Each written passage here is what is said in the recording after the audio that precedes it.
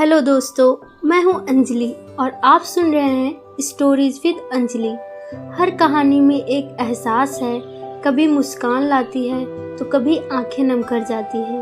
तो चलिए आज की कहानी शुरू करते हैं। कभी कभी कुछ बातें कहनी जरूरी होती हैं, पर वक्त हमेशा सही मौका नहीं देता। ये कहानी है आरव की और उसकी माँ की, जिनकी आखिरी चिट्ठी ने एक बेटे की जिंदगी बदल दी।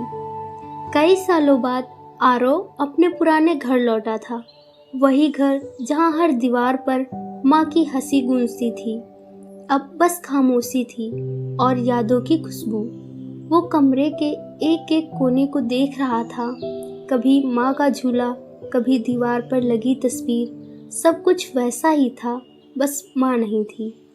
धीरे धीरे उसने पुरानी अलमारी खोली। अंदर कुछ पुराने कपड़े और एक संदूक रखा था। संदूक खोला तो उसमें से एक पीला लिफाफा गिरा। लिफाफे पर लिखा था मेरे आरव के नाम। आरव की सांसें थम गई। उसने कांपते हाथों से लिफाफा उठाया। उस पर वही लिखावट थी जो बचपन में उसकी कॉपी पर माँ लिखा करती थी। धीरे से चिट्ठी खोली और पढ़ना शुरू किया। प्यारे आरव, जब तू शहर गया तो घर की दीवारें भी तुझसे रूठ गई और यहाँ सन्नाटा रहता है। बस तेरी हंसी की गूंज कानों में आती है। मैं रोज तेरी पसंद की खिचड़ी बनाती हूँ, पर अब कोई नहीं कहता माँ नमक थोड़ा कम है। बेटा, मैं जानती हूँ तू अपनों सपने के लिए दूर चला गया, पर याद रखना हर माँ का सपना उसका बेटा ही होता है।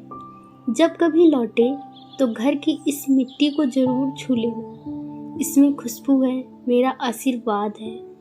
आरव की आंखों से आंसू गिर पड़े।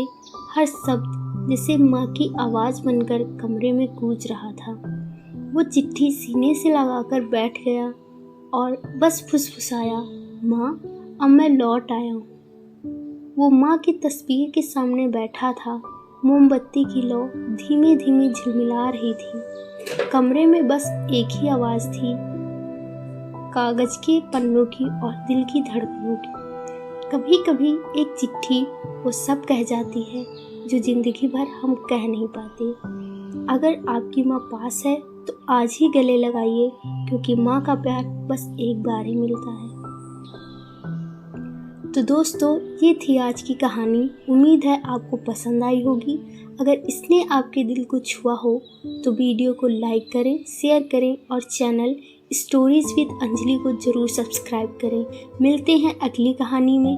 तब तक मुस्कुराते रहिए और सुनते रहिए stories with Anjali. Bye bye.